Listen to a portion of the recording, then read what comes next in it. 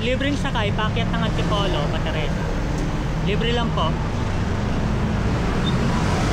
Ma'am, libreng sakay po nga, paakyat ng Antipolo, Pateresa.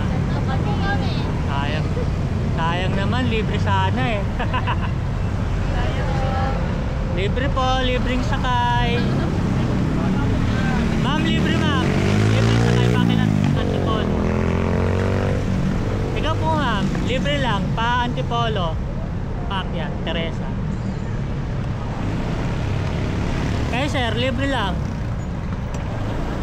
Ikaw sir, saan ka sir? Libre lang. Paakit po ako ng Antipolo, pa Teresa. Sabi naman.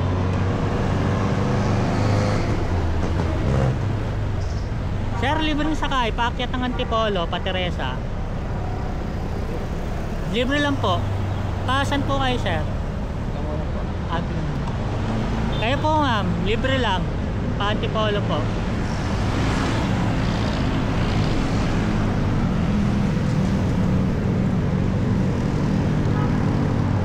Libreng sakay, paakyat ng Antipolo, pa Teresa. Pa Teresa po? Opo. Libre ba? Opo, libre lang. Pasang ka sir?